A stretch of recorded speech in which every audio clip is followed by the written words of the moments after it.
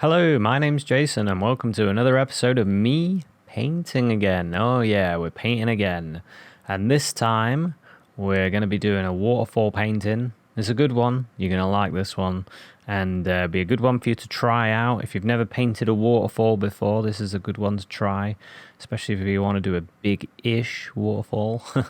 And then you can do a few littler waterfalls for practice.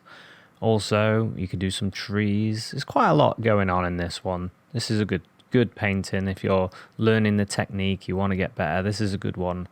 If you want to prepare a canvas, what I've done is I've got some black gesso, and I've covered like 3/4 of the canvas in black. And then on the top part, you'll see some little trees, which I've just made just doing the pulling down method. Just get the brush and pull it down, and you get a line, and then create loads of lines basically all together. And then I put a couple of tree shapes just so I know where everything's going to be, because I created this idea, this composition on the computer, printed it out, and you'll see it just behind my canvas on the left. It's there just to remind me, but I know this painting pretty well. This is the first time I painted it, but I painted it in my mind quite a lot, so I can just go with it. So here we go. We've got the old Bob Ross liquid white out, and the big old mighty 2-inch brush. So let's watch this. So I start off with the liquid white, and I'm only going to use a little bit. Don't forget the fingerprint test. When you put your liquid white on, if you touch it with your finger and you can still see your fingerprint, then you've got enough on. If you can't see your fingerprint, you've got too much on, and you have to scrape some off. It's the only way it'll work. If you have too much on, everything will just slide away and your whole painting will just slide off. So make sure you've only got just enough on. So these black canvases, they're so much fun, and they make things quite easy because you can see the tree shape still. Even with the liquid white on, you can still see it. So if you're doing a very specific painting and you want trees and mountains in certain positions, this is a good way of kind of cheating. And if you want it to be a bit fainter, you could use a little bit of white and black gesso to make grey gesso, and you could draw in your designs. I'm going to try and show you a bit more doing things like that with the gesso in future episodes. So if you haven't subscribed, don't forget to press that subscribe button and the little bell. So anyway, on the bottom half of the canvas, I've already covered it with liquid clear. Yeah, liquid clear. That's the other base coat that's available. And that pot of liquid clear I've had for quite a few years. You only need to buy one pot because it lasts forever, because you hardly use any when you do a painting. You use tiny bit when you're putting your liquid clear on. So I'm tapping into some phthalo blue, a little bit of the Van Dyke brown, just so it's not too strong, and a little bit of sap green as well. The reason I'm using the Van Dyke brown in with the phthalo blue, it dulls the blue, it becomes a bit more grayer, because as you may know, blue and brown makes grey. Yeah. A lot of painters don't use black, because if you mix your blue and brown, you can make black, but then you throw a bit of white in, you make grey. So it's a good very useful, really, because then you've got a bit more control on your blacks. You can add a bit of blue in it, or a bit of brown in it. You have a choice. So yeah, anywho. I'm throwing a bit more blue in that area because I know the water's going to be there. So I chucked a bit more phthalo blue. Phthalo blue is strong though, so don't put too much on there. Otherwise it'll just go zing blue. Unless that's the effect you want. What I'm trying to do in this painting is not to be too strong with the colours too soon. I want to keep things natural looking, really. So I use a paper towel to knock off excess paint. It's a good way to almost clean your brush. It's a sneaky way.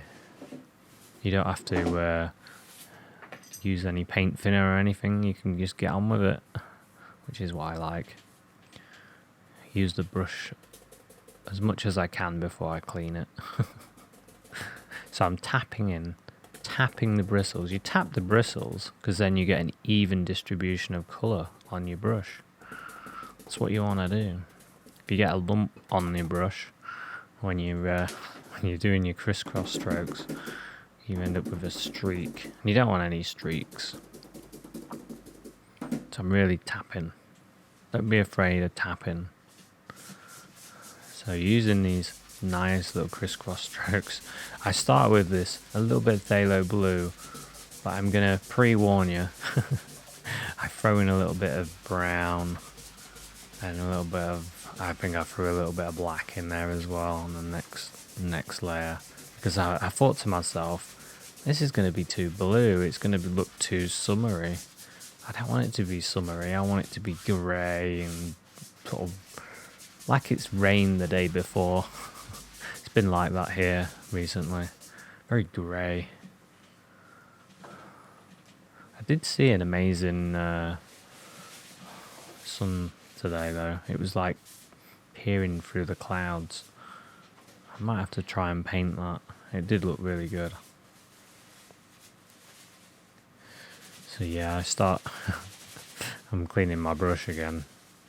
And then I decide, right, why have I done this blue? Get a bit of brown, get a bit of black on the brush. Let's dull things, there we go. Just tapping it, tap, tap, tap. Tappy, tappy, tap. So there we go, let's darken this brown and black. Grey things down, starting at the top still and working down towards the horizon, keeping it greying it down. See, that doesn't look summery anymore, it's starting to look greyer, more wintry. So those are background trees you can create. It's a really good effect doing that, using the gesso first, because you can make it look really distant, really misty. It works so well.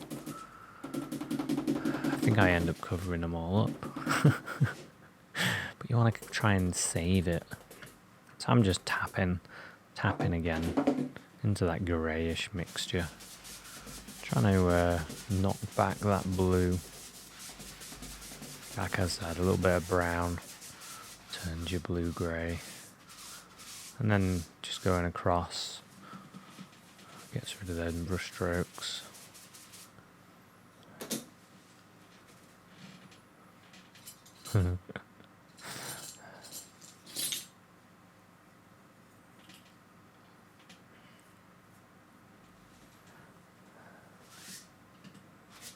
That's all a hair. If you see a hair in your canvas, just use the corner of the brush and just zip it out.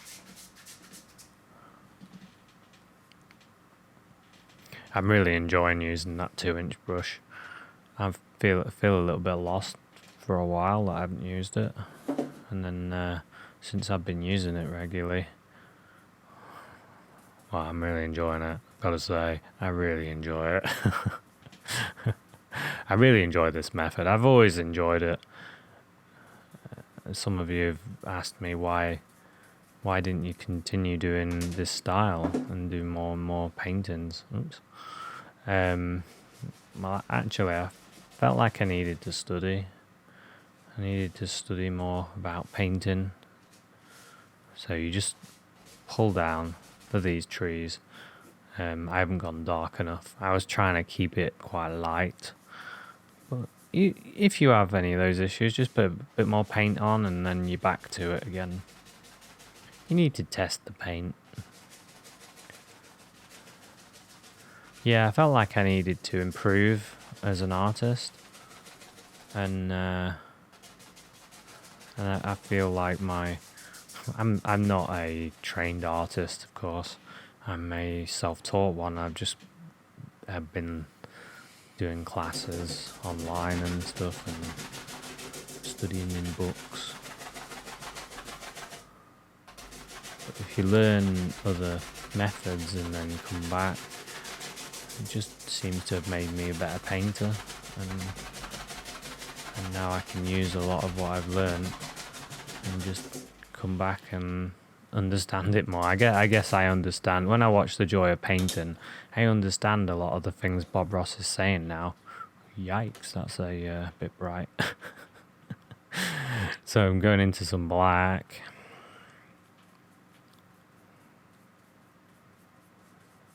Get some more black, more dark.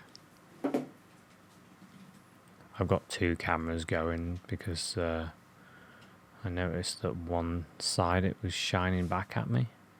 So just doing a tree, you just push down a little line, and then corner of the brush, you just push down a little bit.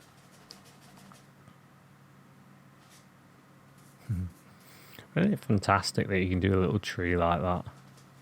I put 3 there. I have a little group.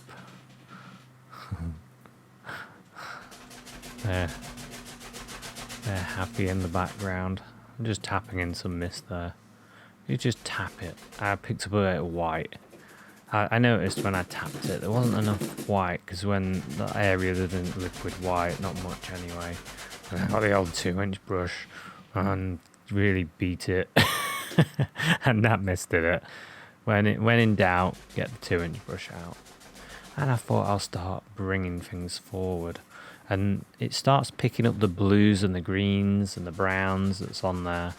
And I pick up a little bit of black just to keep things misty, keep things quiet in the background. I don't want that to jump out, because this painting, it's all about the waterfall. So that's going to be our main event.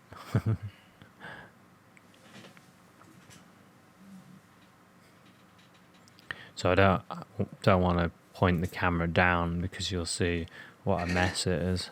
Paints everywhere, brushes everywhere. So this is the liquid clear. I'm dipping into the liquid clear. Just dipping in on the fan brush. You could use a number 3 fan, number 6 fan, whatever you've got. It works.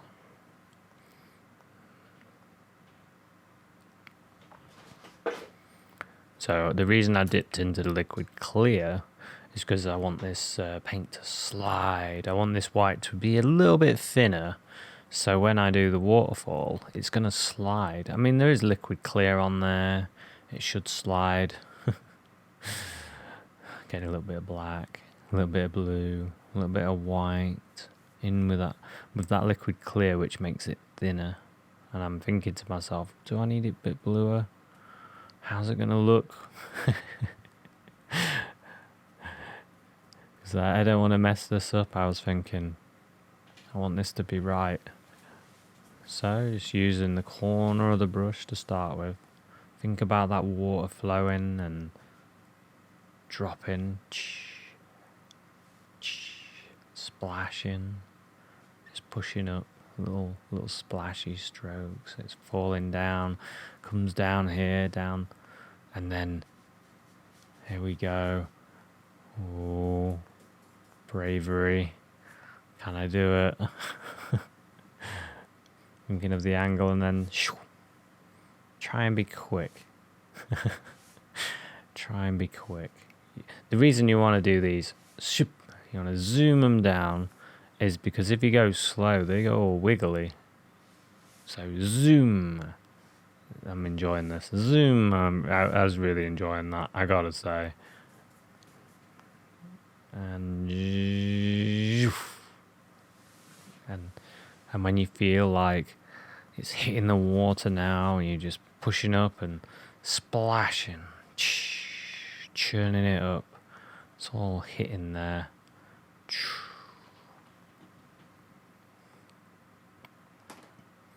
I really like the effect of the water on the black canvas. It looks amazing. I'm getting a bit of sap green. Throwing a little bit of yellow in there, yellow ochre. There we go, look. Yellow ochre. I've got cad yellow, yellow ochre, Indian yellow. I've got a bit of crimson on the right as well. I don't want anything too hot in this painting, so the crimson is sort of a cooler red. The bright red, if you're using that, it's a bit brighter, a bit stronger. But if you haven't got any of the crimson, you can always add a bit of Prussian blue in with it or something to make it more like a crimson colour. So I'm just tapping.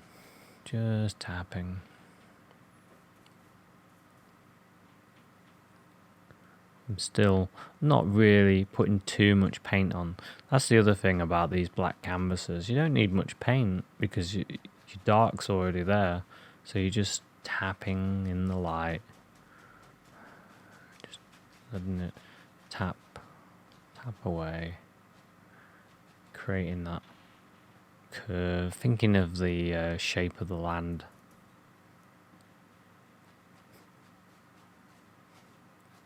The only thing about these black canvases, they do shine back a little bit on the... it catches the light, and wherever you seem to go, it shines back at you.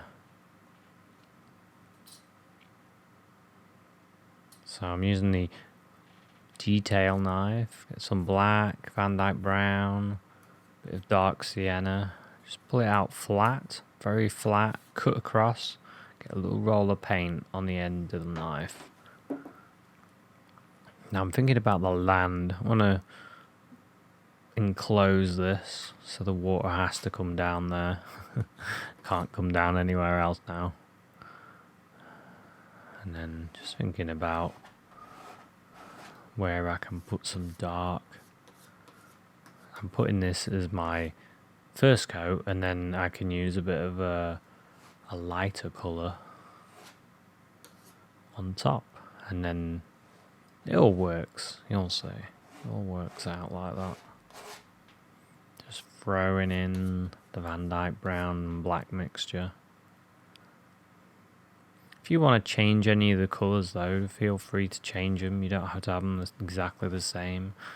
When you're doing your painting, you can think, well, maybe I want this to have a bit of a yellow look to it, or maybe there's more algae on the rocks.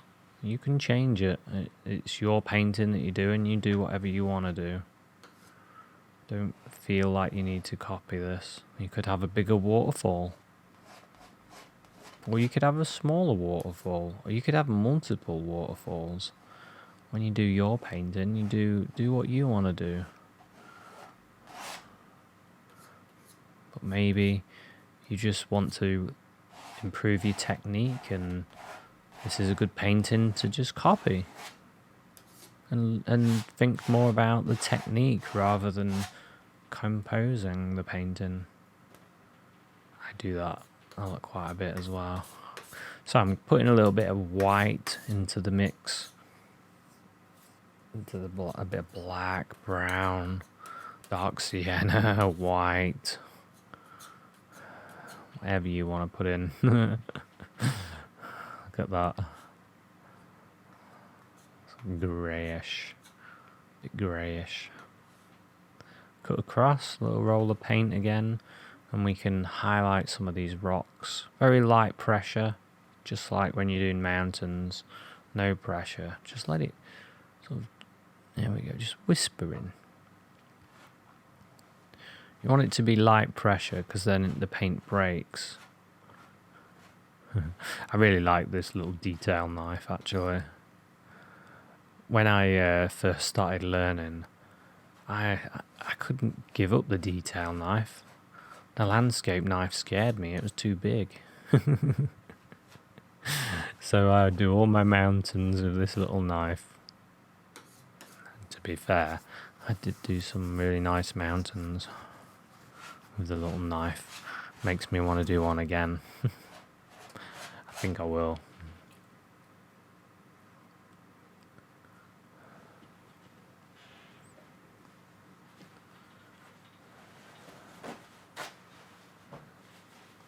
So I'm thinking like little grassy areas. Using the 1-inch brush. You don't always have to use the giant 2-inch brush. Maybe you want to just use the 1-inch brush. So I get some black, sap green, some yellow. You see my palette, I paint everywhere. I don't really have much of an order. I like having my yellows down that bottom bit, but I throw paint all over the place. So I'm just tapping in some sort of grassy areas, mossy sort of areas, bits that hang down.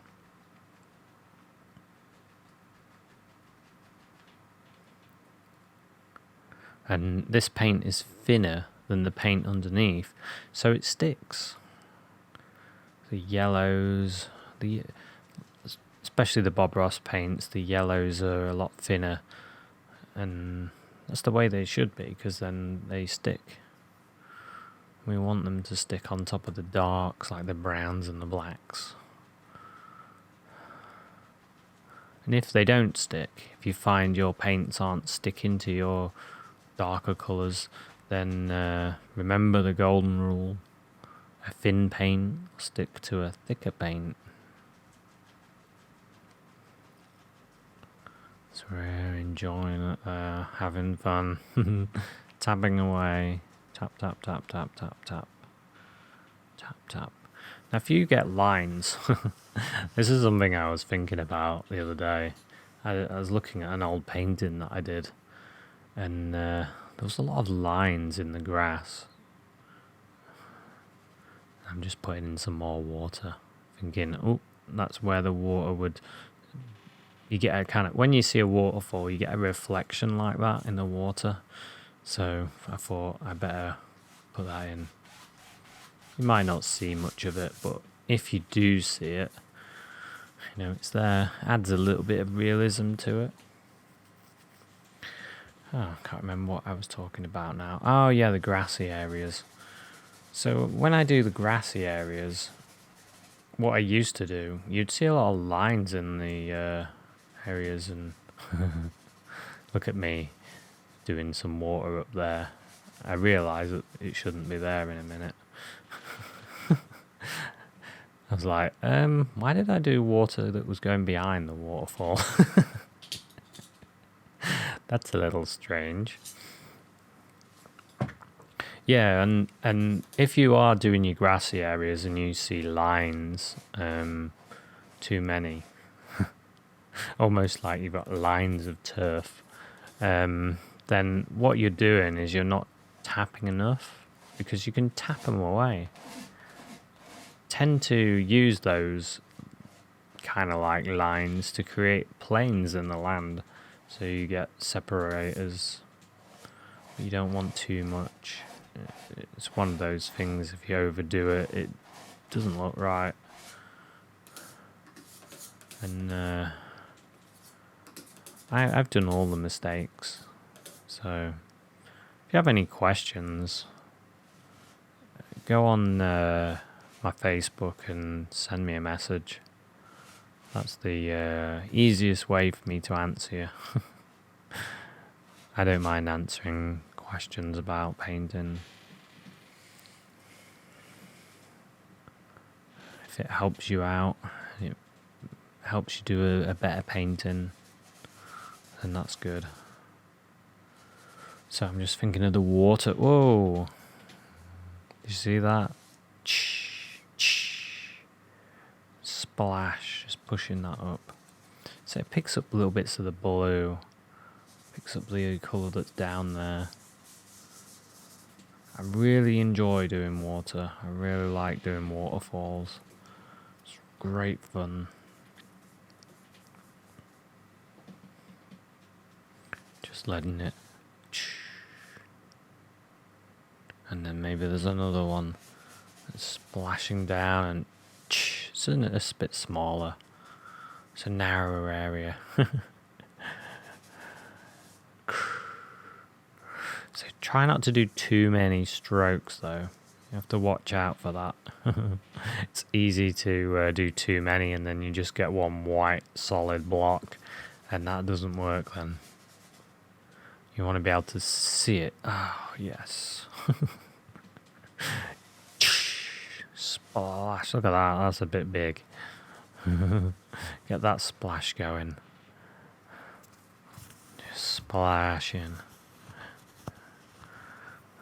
It's a bit too much blue in there.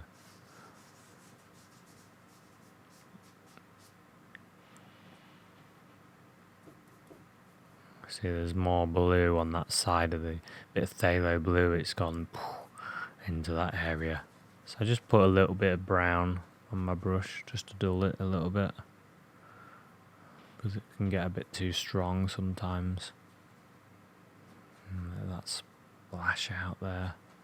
It's going quite fast down that side, so there's a bigger splash than the other side.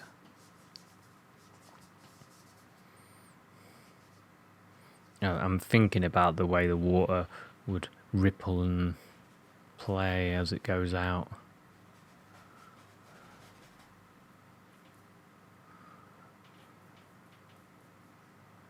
Just let it go.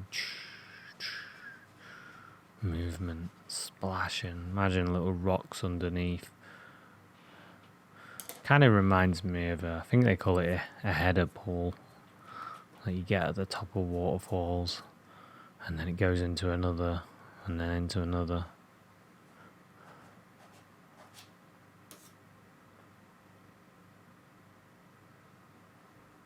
So I'm putting that rock in front, you see that one?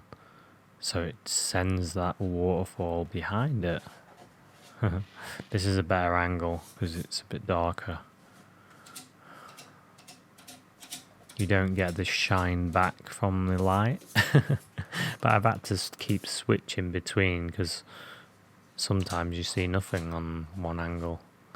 I'm just trying to improve my filming a little bit. I hope it's helping. So really get some real darks. I'm just blocking in with the dark. Thinking about where I want rocks to be.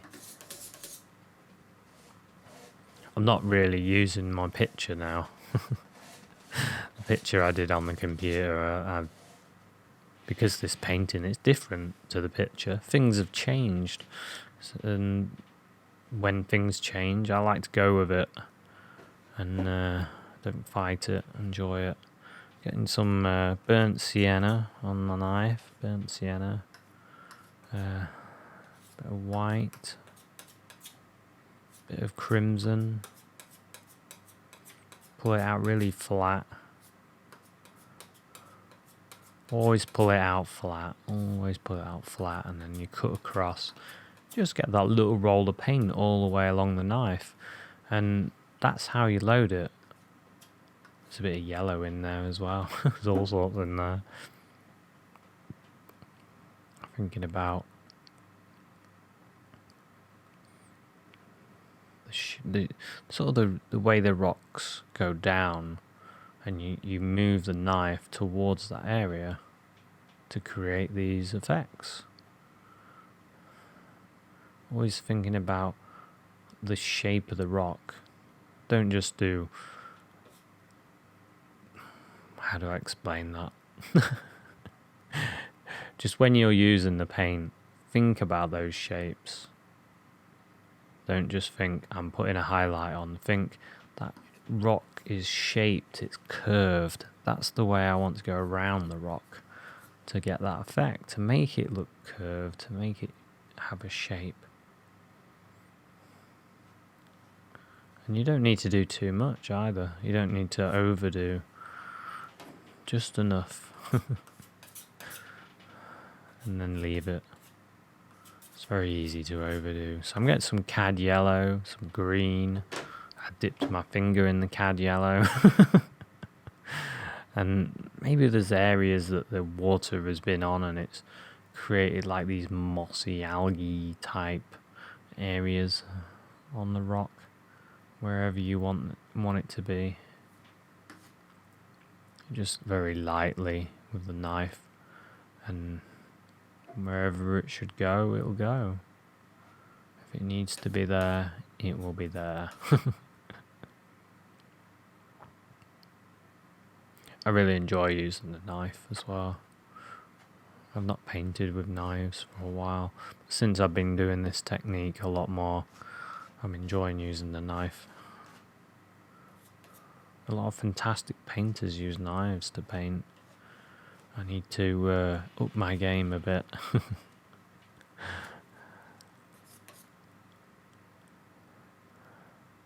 get into more darks. Just having a bit of a play, really. You could have left that. I don't know why I kept wanting to do stuff on there.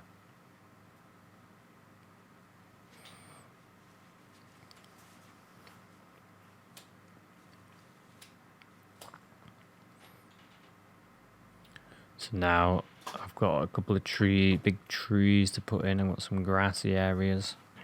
Just use the 1-inch brush to pick up some sap green, some black, some cadmium yellow there, some yellow ochre. Just tap into it, look. You tap in, you get that little ridge. You get one of those on your brush. And then just tap, tap, tap. See that? Thinking about the angles, Tapping, tapping, tapping. Thinking about angles.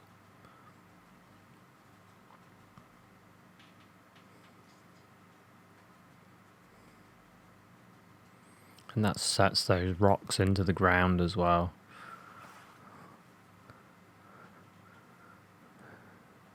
And then you can choose where your light's coming from as well when you're doing this. If you wanted it to be really light on one area, then you could add more yellow and maybe a little bit of white in it to make it pop a little bit. And these decisions you got to make. They're your decisions. That's got a nice mist. It looks strange when I hit the canvas because it almost makes the waterfall come alive. Yeah, just thinking about the angles there. Thinking about the angles.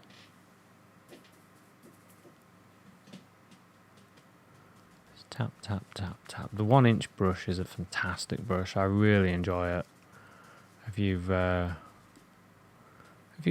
don't really like the 2-inch brush, if you think it's too big, I don't like painting with such a big brush. The 1-inch brush will do fantastic work for you. It really does.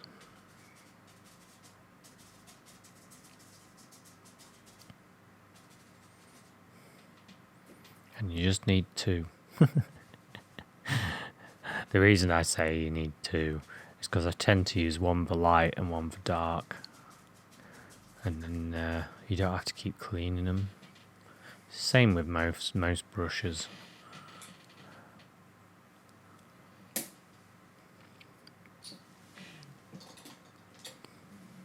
I'm holding back yawns. It's quite relaxing watching painting. So if you're watching it to relax and fall asleep, I can see why. So now I need to put in this big tree. And I loaded the detail knife and I thought to myself, God, it's going to take me forever to do this tree with this little knife. So I thought, I'll use the big knife, get the landscape knife out. Good old fashioned landscape knife. I love that knife. This is becoming a really good advert for the Bob Ross company. But I'm not, I've got to say, I'm not affiliated. This is not an affiliation. This is just me painting. So using the knife, just throwing in the paint, just blocking it in. This is Van Dyke brown and a little bit of black. Nice view of my shoulder. And just because I've got those branches already there. I can do that.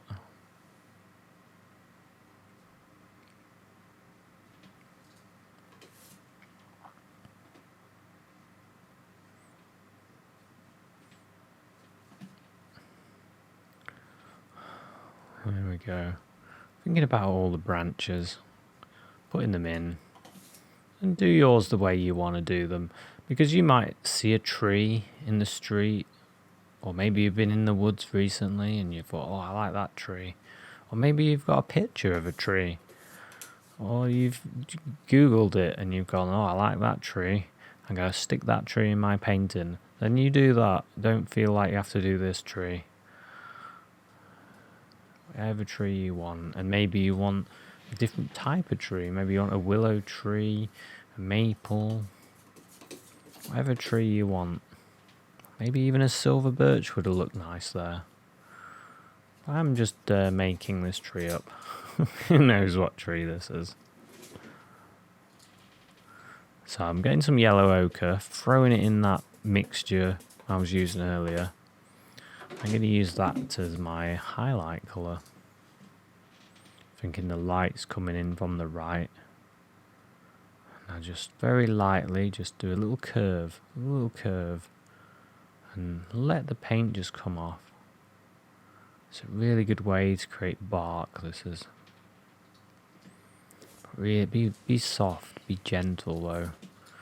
Don't put too much pressure on. We don't want any pressure. I want it to be nice and light, just so it comes off. And I got some dark, and then I'm sort of bringing it together, pulling the dark, and then bringing that round again.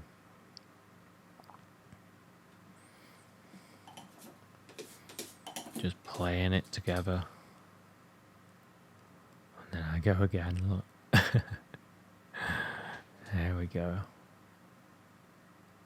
And a bit of this highlight on here. You can just touch it. Just touch it and let a little bit come off. It'll take it.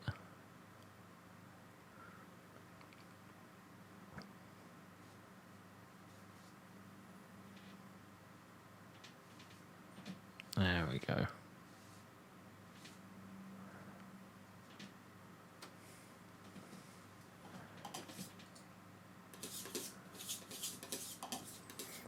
It's really fun using the knife. A lot of people have said to me, oh, why don't you do a video where you just use the knife? I'd be here all day, wouldn't I? So getting some blue now, getting some blue and white, just throwing that together. There's a bit of green in there, but it doesn't matter. I'm thinking maybe there's a bit of reflected light on that tree. There we go. A bit of reflected light just coming from the water, hitting the tree on that side. Gives it a little added dimension to the tree. And then a bit more of the grassy area around the base of the tree to plant it. I want to plant that tree.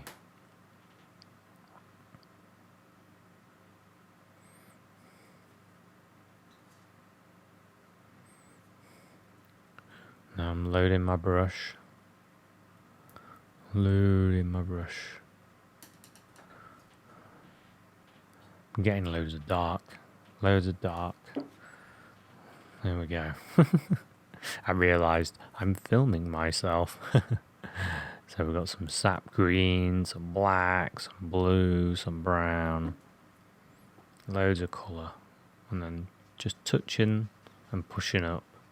Touch and push up. And you get a nice uppy sort of shape. Touch and push up.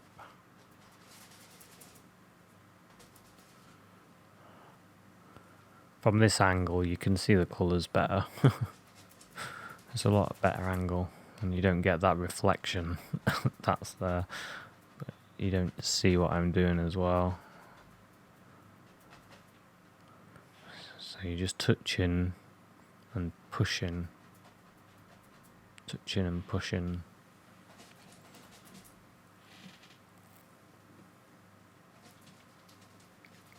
Just loads of dark. Just piling in the dark. We need that dark. So these trees, they're quite dark trees. And then getting a little bit of yellow in with it. A little bit of yellow. You can highlight it, but I thought I'll do a little tree trunk first in that tree. Nice to have a little tree trunk. A little bit of dark sienna, Van Dyke brown. Cut across. I threw a little bit of white, a little bit of red in there. There's all sorts in there. Cut across, little roll of paint, remember? And then bloop, bloop, just pull. In areas, it looks like there's a trunk. You won't see much of it once the highlights are in, but it's there. Trust me.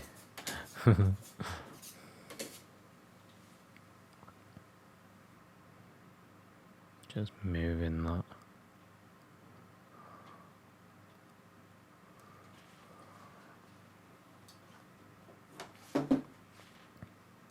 And back to the old fan brush, number 6 fan brush I'm using.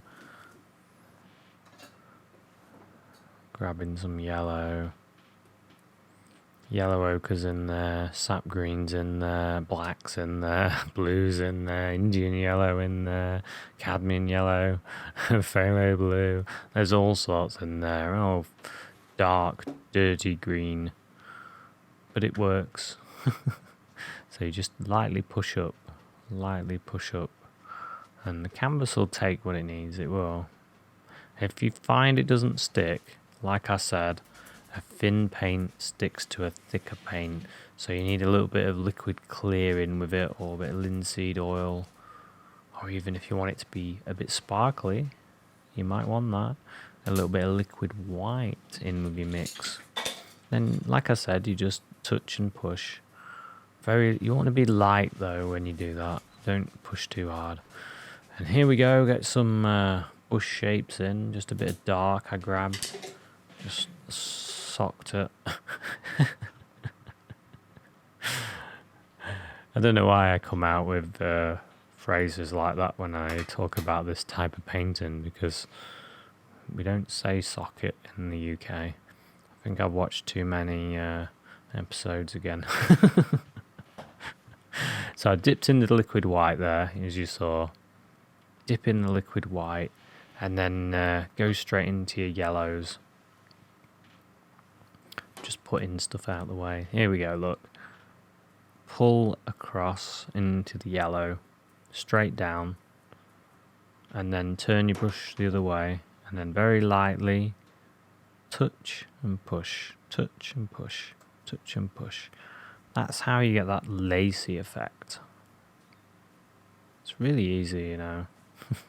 You can do this. You could do this painting, no problem. A little bit of practice, a little bit of time. You can do this. So I'm just lightly pushing in all these little grassy areas. Some areas a bit longer, little bush shapes growing here and there. And remember, it's a thinner paint, so it sticks to all this. This is the thinnest part. And I'm really enjoying myself, really brightening up that foreground. So now we've got like a lot of layers. We've got the foreground area, then it goes back a bit to the trees, then it goes back to the waterfall and that rock and the cliff, and then goes back to the other waterfall, and then the trees and the trees. So we've got a lot of depth. Now I'm using a knife to just scrape little sticks and twigs. And I thought to myself, I know, I'll put a little bit of white paint on my knife and then I can scrape that in. And it works. Works really well. So you just get a bit of white on the knife and just scrape it in. Or you could use the liner brush. It's up to you.